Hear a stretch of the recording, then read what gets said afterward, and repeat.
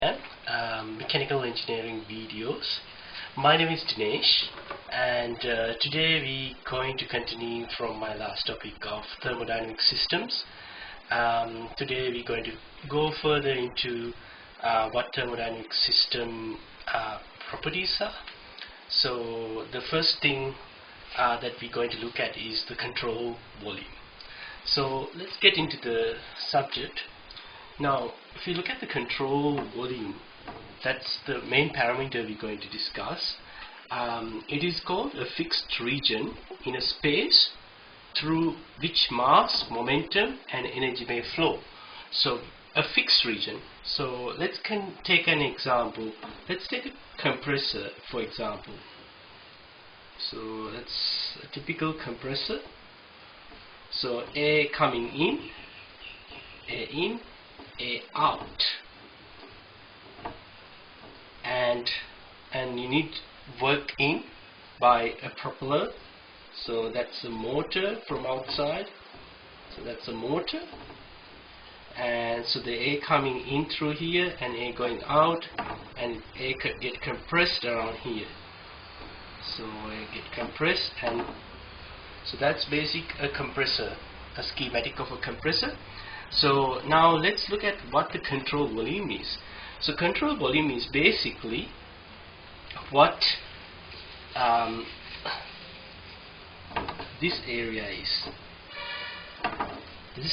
This whole area is the control volume, because that's where all the changes of coming in energy or momentum or the mass, all the changes happen within this region. So that's called control volume, CV, control volume. And there is another parameter associated with this, which is a control surface, which is the boundary, of the control volume, is called control surface. This is control surface. Control surface. So this particular area can have changes in mass, which is kilograms mass, or its momentum. Momentum is mass times volume, velocity. So that's the momentum, kilogram meters per second. Or it can change the energy, which can be heat energy, which can be light, which can be kinetic. Any sort of energy change within that region can happen. So that's what we call thermodynamic system. So this is the control volume in the system, and this whole area, and that's the control surface. And so that is basically what, in general terms, what control volume is. Now let's look at further into this topic. Now there are, when considering control volume, there are other parameters that are associated with it. Let's look at simple parameters. Let's look at density. So density is basically a symbol rho. Basically density is generally mass divided by the volume. Mass is in kilograms and volume is in cubic meters. So at the end of the day, density, unit of the density will be kilograms per cubic meters. So that's density. And then another parameter that we have to look at is specific weight. Specific weight.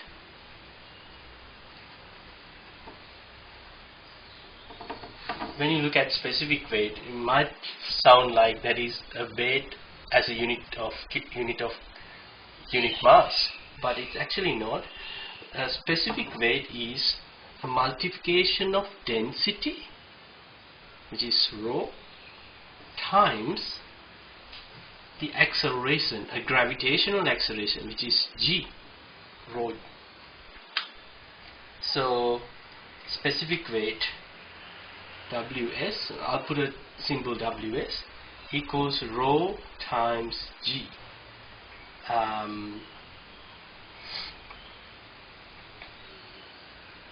So even you can simplify rho is mass divided by volume, m divided by v.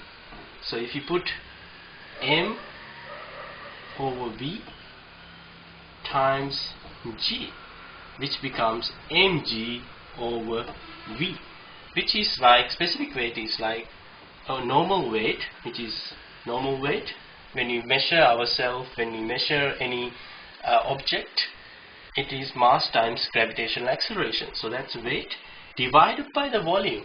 Divided by the volume is called specific weight. Or you can just put the units of mg, which is newtons, divided by cubic meters. And then specific volume. Let's look at the specific volume as the next in row. So specific volume is Vs. Specific volume is a normal volume per unit mass. So normal volume per unit mass. M. The unit will be cubic meters per normal volume. Mass is kilograms. So the final volume is cubic meters per kilogram. That's specific weight. And the most important function, important parameter that we see in thermodynamics is the pressure. Pressure is, you see, usually a force exerted per unit area. So if you put pressure on this whiteboard, so the basic force I'm exerting on it,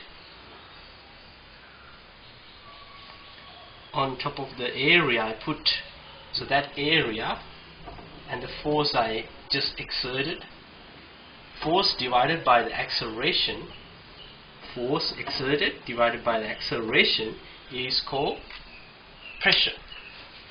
So the units of the pressure, this is a very, very important parameter that we use in thermodynamics. Force is newtons, area is square meters. So the actual unit will be newtons per square meter. This unit was found by a scientist called Pascal. So therefore we in SI units, Standard International Units, we call it pascals. That's the unit of the pressure. And now even also in thermodynamics, when you look at pressure, the pressure can be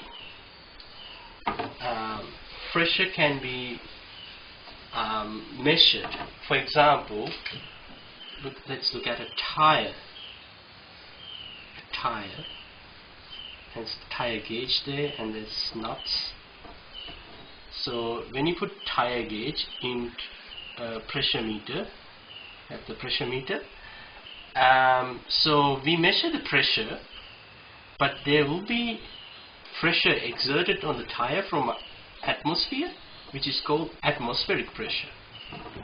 So always when you measure the pressure, the actual pressure, the absolute pressure, it's called absolute pressure. Absolute pressure has to be the gauge pressure, which is the pressure here. Maybe let's say gauge pressure is 100 kPa gauge pressure, and this one is usually 101 kPa atmospheric pressure. So the total would be gauge pressure plus the atmospheric pressure. This is just an example, but just to understand what absolute pressure is the total including gauge pressure plus it has to add the atmospheric pressure, which is 100 in this case gauge pressure, 101 per atmospheric pressure, so it altogether 201 kPa, kilopascals. So in next time we'll discuss further into thermodynamics and what are the other parameters associated with and how it varies. So thank you for listening. Bye for now.